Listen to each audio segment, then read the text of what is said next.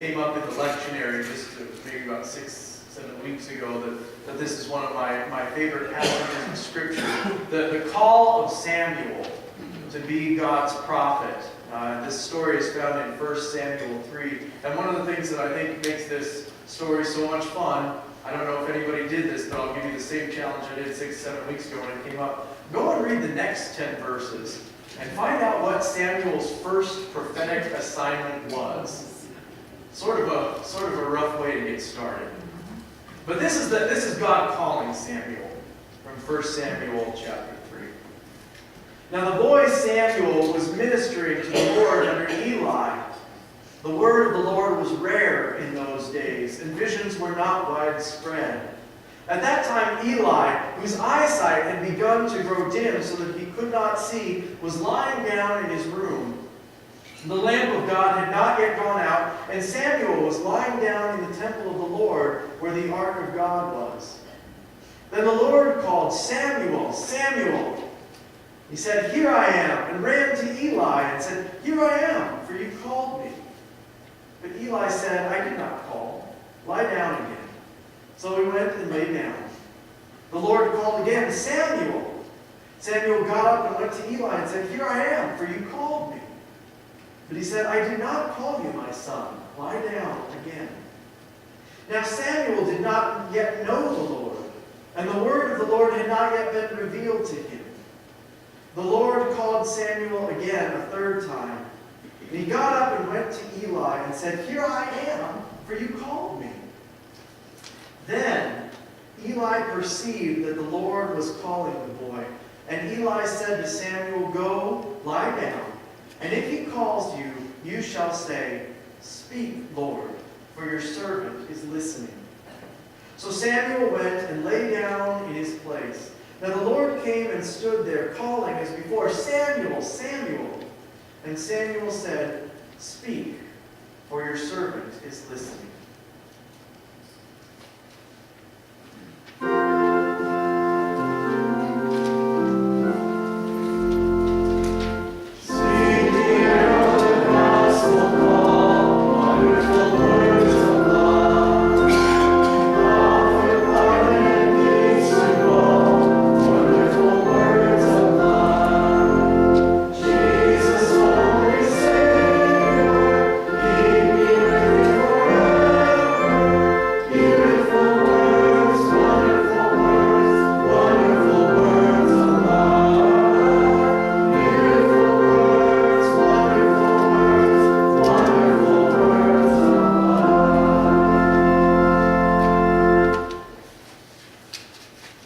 Grace and peace to you all in the name of our still speaking God, who loves us just the way we are and who loves us too much to let us stay that way. Will you pray with me? May these words of my mouth, may the meditations of all of our hearts be pleasing in your sight, O God, for you are our rock and our Redeemer. Amen. So this is now the third Sunday in Lent. This is the third week in our Lenten sermon series, The Gifts of the Wilderness, based on the book Gifts of the Dark Wood by Eric Elnes that we'll be starting a book study of on Monday. Now, 2 weeks ago, and the first Sunday in Lent, we looked at the gift of uncertainty, about how even though most of us aren't really comfortable with uncertainty, being uncertain can be a blessing, because when we let go of our need to think that we know everything, our questions and our doubts, they can lead to searching and deeper truth. And even when we are uncertain in any particular circumstance in life, we can still be certain that God is with us and that we are not alone. And then last week we looked at the gift of emptiness, about how even though it's good to feel a sense of self-worth, it can also be a blessing when life comes and knocks us down a peg and takes away our pride. Because then we realize in those moments that we can't do it alone, that we need God's help.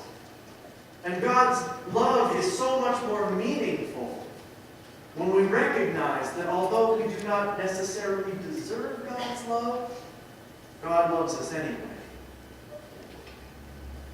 This week, we look at the gift of being thunderstruck. In the ancient world, storms, thunder, and lightning, they were certainly more frightening, more terrifying than they are today. I mean, today, we have the luxury of being able to predict a storm's approach in days in advance. Right? We know that it is going to snow between 1 and 3 inches in the next 48 hours. We know that with this particular storm, the real danger is not the quantity of snow that's going to fall, but the fact that it's going to be blown around by 25 to 35 mile-an-hour winds.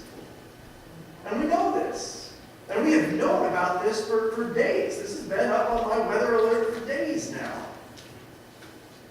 But 2,000 years ago, you were lucky if you had a few hours of advance notice that a storm was coming in.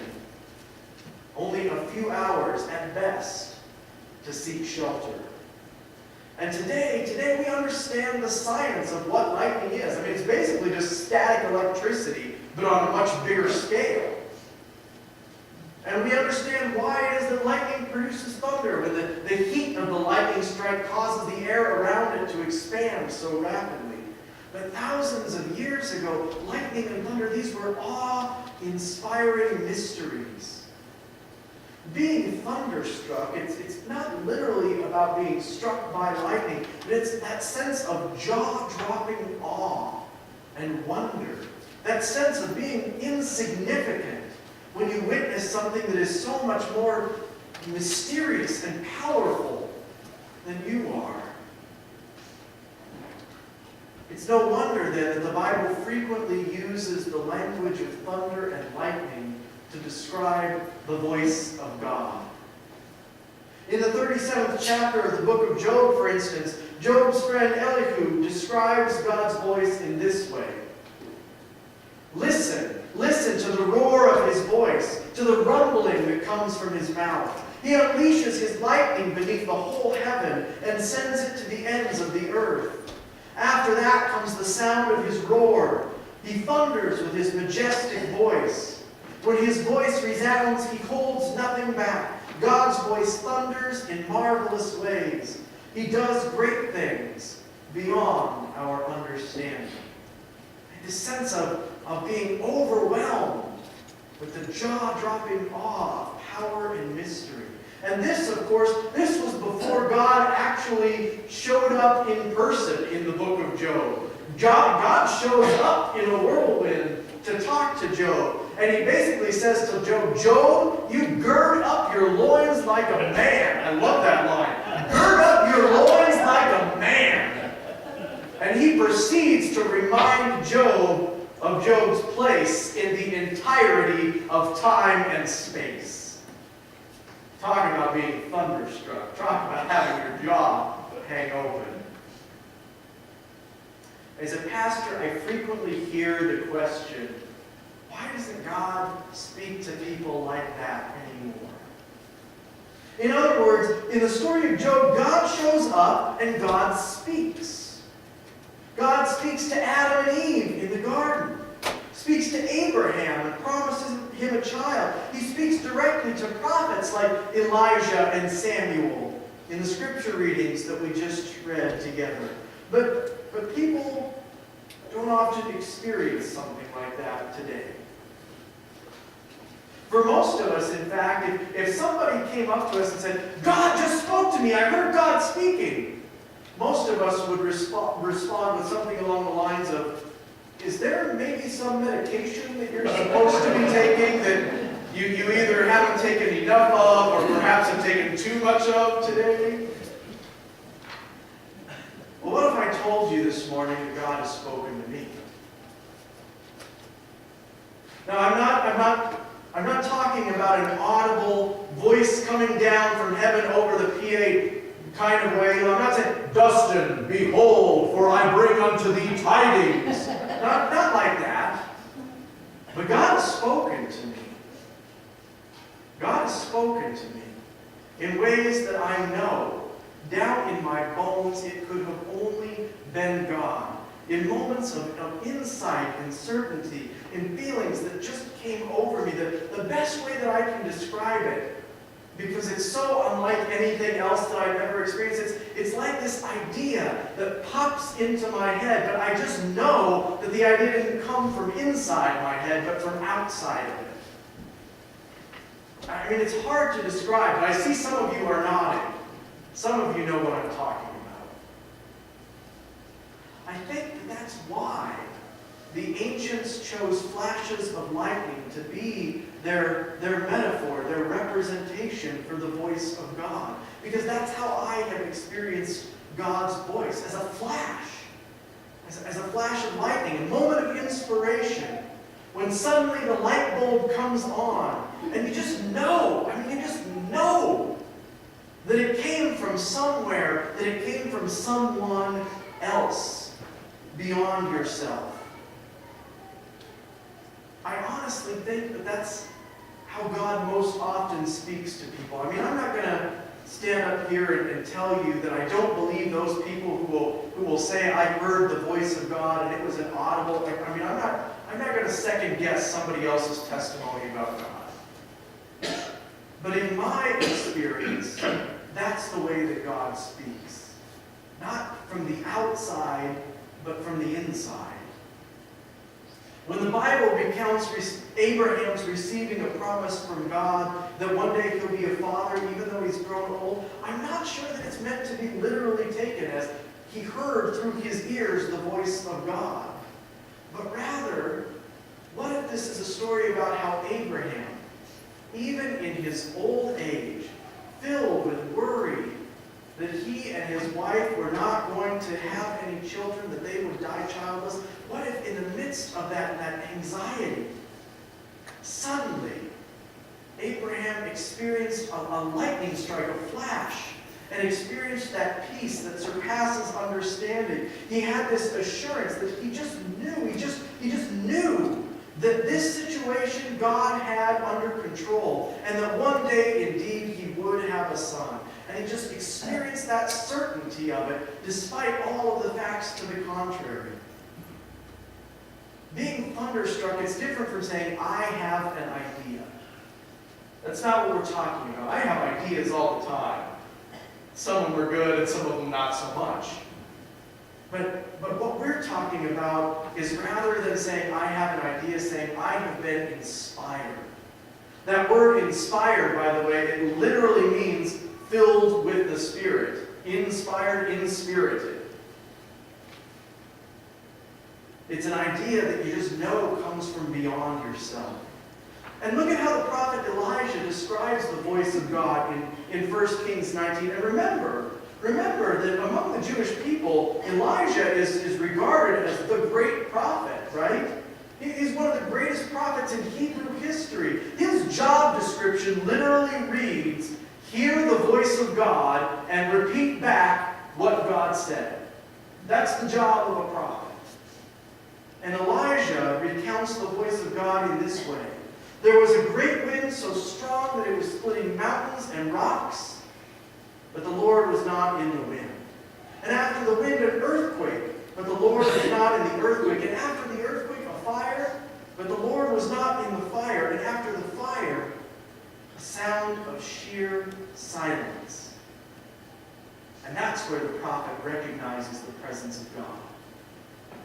In the sheer silence. If God speaks to us in these inaudible moments of insight, if I'm right about this theory that I have presented to you this morning, then it means, sisters and brothers, it means that we need to be listening in the silence. That's what Jess said in our children's time, right? Why is it that people don't hear the voice of God? Well, how many of us are really trying to listen?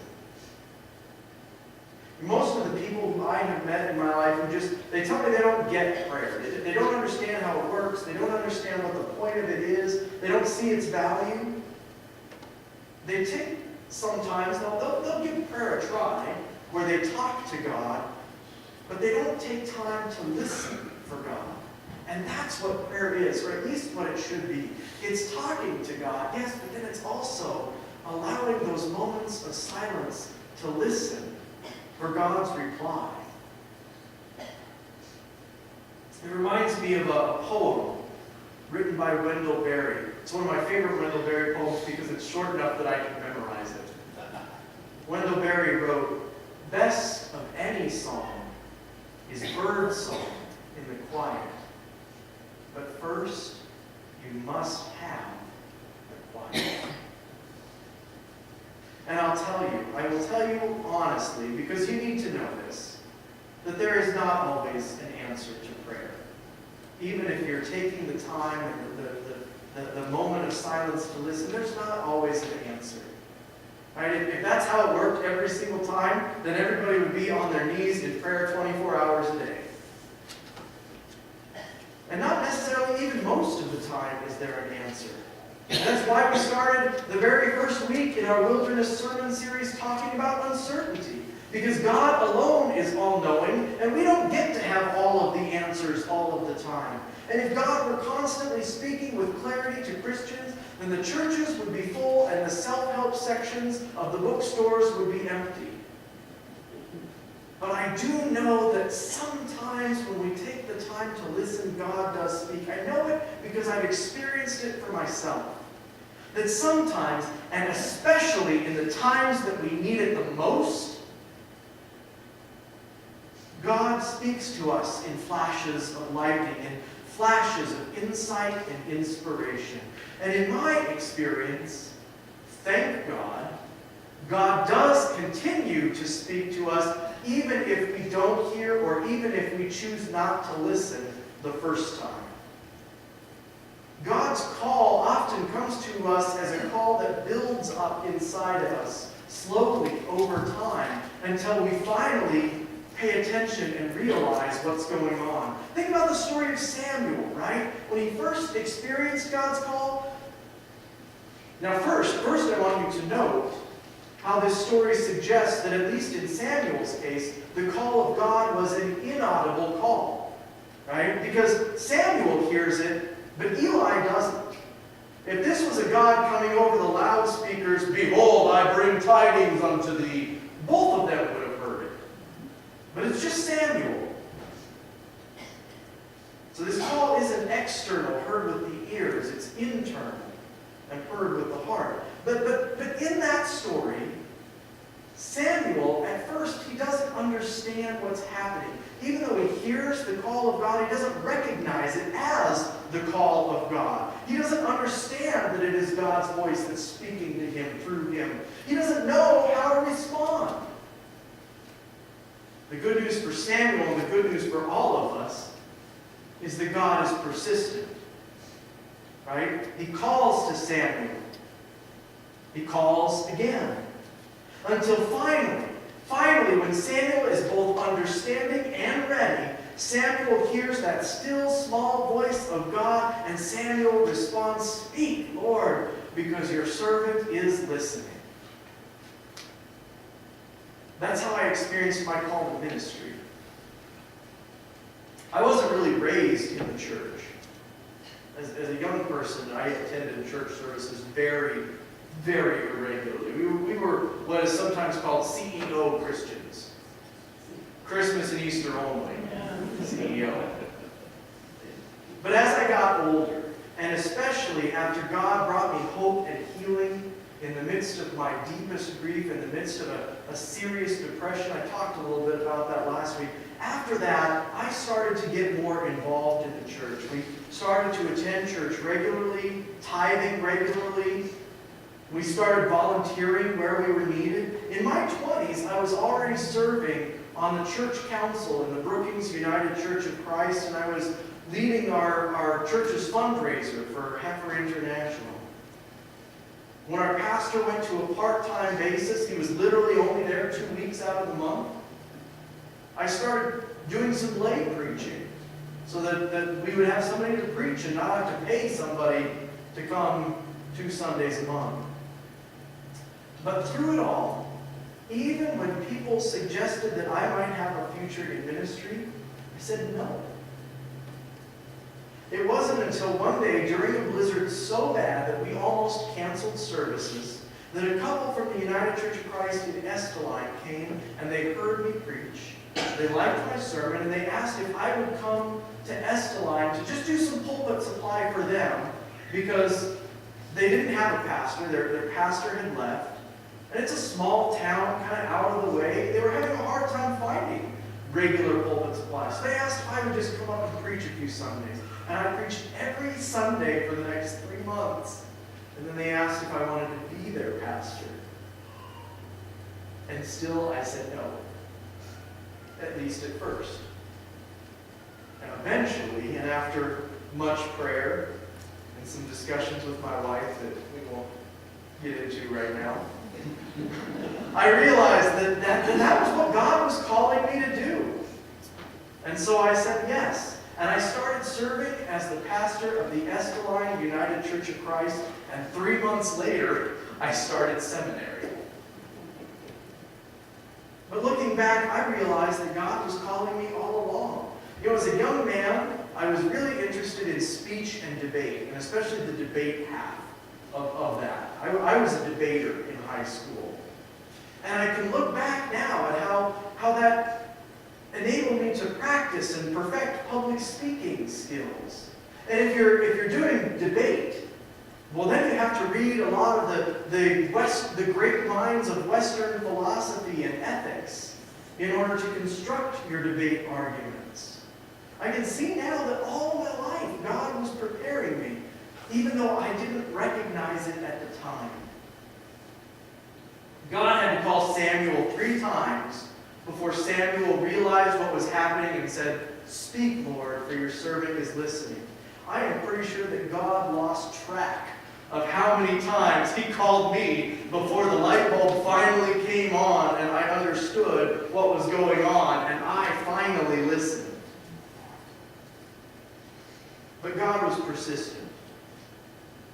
And God has a calling, has a vocation for all of us. I believe that. It is not just pastors who are called by God. Right? Pastors are called to a particular Christian ministry, but all Christians are called by God to some Christian ministry. We have all got a calling. So what about you? Is there something that you have felt pulled to do? Some idea, perhaps, some urge that you have never actually acted on before, and yet over and over again, you keep coming back to it. You find it popping into your head at the strangest times. Perhaps that is God calling you. Perhaps God has something in mind for you, a way for you to find deeper happiness, or a way to serve God's kingdom, or most often, in my experience, it's both. I mean, as they say, once you are doing what you love, you never have to work another day in your life. Right? God's calling, God's vocation, one of the best ways to identify your vocation is it is the place where the things that we enjoy doing and the things that we are good at doing can be done to meet the world's needs and hungers and hurts. So let's each one of us in our journey through the wilderness do just what Jesus did over and over again in his earthly ministry. Let's take some time to go off by ourselves and pray. Only this time, when we have finished talking to God, let's end our prayer with the words of the prophet Samuel. Now speak, Lord, because your servant is listening. You might just be surprised at what our still speaking God has to say. Amen.